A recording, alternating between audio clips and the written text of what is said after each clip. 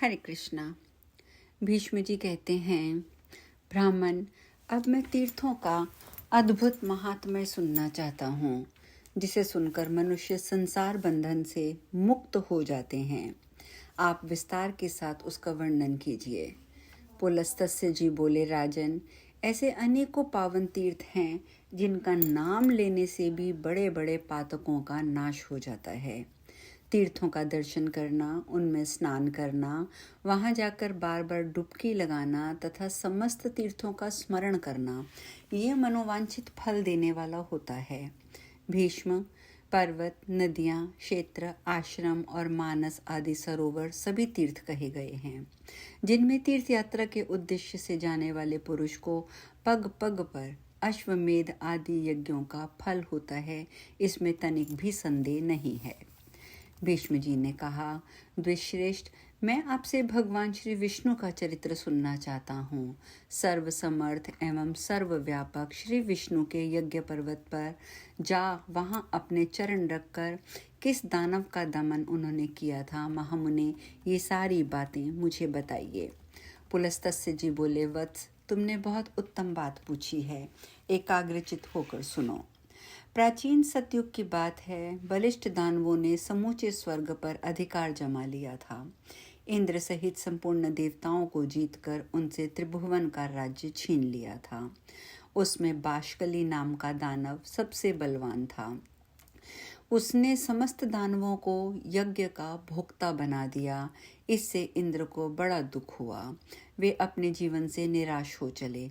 उन्होंने सोचा, ब्रह्मा जी के वरदान से दानवराज बाष्कली मेरे तथा संपूर्ण देवताओं के लिए युद्ध में अवध्य हो गया है।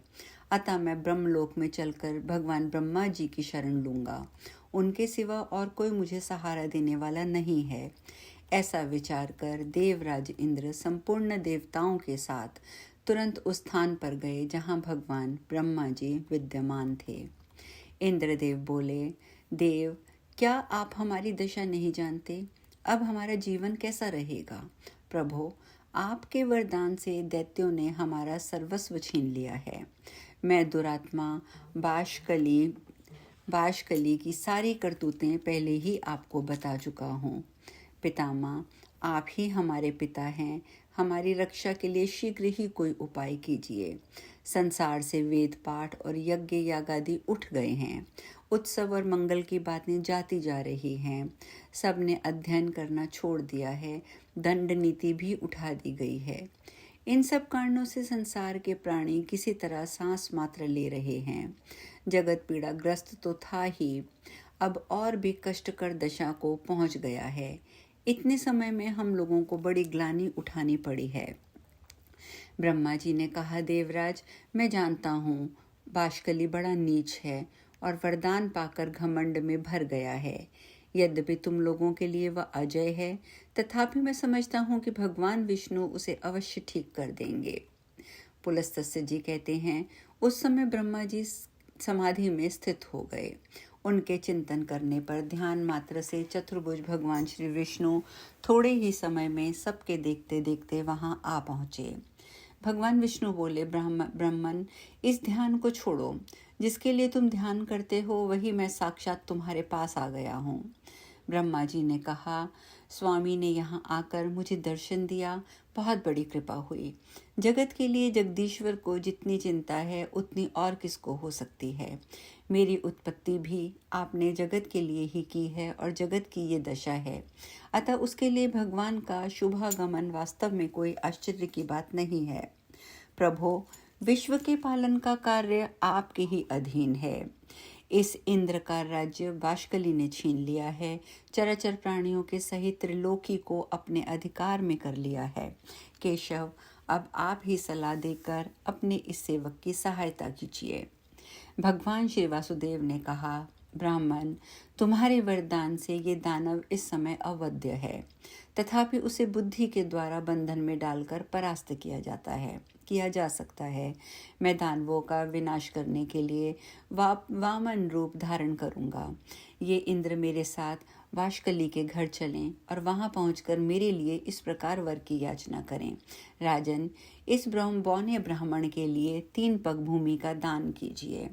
महाभाग, इनके लिए मैं आपसे याचना करता हूँ। ऐसा कहने पर वह दानव राज अपना प्राण तक दे सकता है। पितामह, उस दानव का दान स्वीकार करके पहले उसे राज्य से वंचित करूंगा, फिर उसे बांधकर पाताल का निवासी बनाऊंगा। यूं कहकर भगवान विष्णु अंतर्ध्यान हो गए। तदंतर कार्य साधन के अनुकूल समय आने पर संपूर्ण प्राणियों पर दया करने वाले देवादिदेव भगवान ने देवताओं का हित करने के लिए अदिति का पुत्र होने का विचार किया। भगवान ने जिस दिन गर्भ में प्रवेश किया उस दिन स्वच्छ वायु बहने लगी। संपूर्ण प्राणी बिना किसी उपद्रव के अपने अपने इच्छित पदार्थ प्राप्त करने लगे। वृक्षों से फूलों की वर्षा होने लगी। समस्त दिशाएं निर्मल हो गईं। सभी मनुष्य सत्यपरायण हो गए। देवी अदिति ने 1000 दिव्य वर्षों तक भगवान को गर्भ में धारण किया। इसके बाद वे भूत भावन प्रभु वामन रूप में प्रकट हुए। उनके अवतार लेते ही नदियों का जल स्वच्छ हो गया, वायु में सुगंध बिखर गई। उस तेजस्वी पुत्र के प्रकट होने से महर्षि कश्यप को बड़ा आनंद हुआ। तीनों लोकों में निवास करने वाले समस्त प्राणियों के मन में अपूर्व उत्साह भर गया। भगवान जनार्दन का प्रादुर्भाव होते ही स्वर्गलोक में नगाड़े बज उठे। अत्यंत हर्षोल्लास के साथ त्रिलोकी के मोह और दुख नष्ट हो गए। गंधर्वनी अत्यंत उद्वत स्वर में संगीत आरंभ करने लगे। कोई ऊंचे स्वर में भगवान की जय जयकार करने लगे। कोई अत्यंत हर्ष में भरकर जोर जोर से गर्जना करते हुए बारंबार भगवान को साधुवाद देने लगे। और कुछ लोग जन्म, भय, बुढ़ापा, मृत्यु से छुटकारा पाने के लिए उनका ध्यान करने लगे। इस प्रकार ये संपूर्ण जगत सब ओर से अत्यंत प्रसन्न हो उठा। देवता लोग मन ही मन विचार करने लगे, ये साक्षात परमात्मा श्री विष्णु हैं। ब्रह्मा जी के अनुरोध से जगत की रक्षा के लिए इन जगदीश्वर ने ये छोटा सा शरीर धारण किया है। यही ब्रह्मा, यही विष्णु, यही महेश्वर हैं। देवता, यज्ञ और स्वर्ग सब कुछ यही हैं, इसमें कोई संदेह नहीं है। ये संपूर्ण चराचर जगत भगवान श्री विष्णु में व्याप्त है। ये एक होते हुए भी पृथक शरीर धारण करके ब्रह्मा के नाम से विख्यात हैं। जिस प्रकार बहुत से रंगों वाली वस्तुओं का सानिध्य होने पर स्फटिक मणि विचित्र सी प्रतीत होने लगती है, वैसे ही महामायामय गुणों के संसर्ग से स्वयंभू परमात्मा की नाना रूपों में प्रतीति होती है। जैसे एक ही गाह्यपर्त अग्नि, दक्षिणाग्नि और आवाहनीय यज्ञि आदि भिन्न भिन्न संज्ञाओं को प्राप्त होती है, उसी प्रकार एक ही श्री विष्णु, ब्रह्मा आदि अनेकों नाम एवं रूपों में उपलब्ध होते हैं। ये भगवान सब तरह से देवताओं का कार्य सिद्ध करेंगे। शुद्ध चित्त वाले देवगण जब इस प्रकार सोच रहे थे, उसी समय भगवान वामन इंद्र के साथ वाशकली के घर गए। उन्होंने दूसरे दूर से ही वाशकली नगरी को देखा, जो परकोटे से घिरी थी। सब प्रकार के रत्नों से सजे हुए ऊंचे ऊंचे सफेद महल, जो आकाशचारी प्राणियों के लिए अगम्य थे, उस पुरी की शोभा बढ़ा रहे थे। नगर की सड़कें बड़ी ही सुंदर और क्रमबद्ध बनाई गई थी। कोई ऐसा पुष्प नहीं था, ऐसे विद्या नहीं थी, ऐसा शिल्प नहीं, ऐसी कला नहीं जो वाशकली की नगरी में मौजूद न रही हो। वहीं रहकर दानव राज वाशकली चराचर प्राणियों सहित समस्त त्रिलोकी का पालन करता था। वह धर्म का ज्ञाता, कृतज्ञ, सत्यवादी और जितेंद्रिय था। सभी प्राणी उससे सुगमता पूर्वक मिल सकते थे। न्याय अन्याय का निर्णय करने में उसकी बुद्धि बड़ी कुशल थी। वह ब्राह्मणों का भक्त, शरणागतों का रक्षक तथा दीन और अनाथों का पर दया करने वाला था। मंत्र शक्ति, प्रभु शक्ति, उत्साह शक्ति, इन तीनों शक्तियों से वह संपन्न था। संधि, विग्रह, यान, आसन, द्वैती भाव और समाश्रय, राजनीति के इन 6 गुणों के अवसर के अनुकूल उपयोग करने में सदा उसका उत्साह बना रहता था।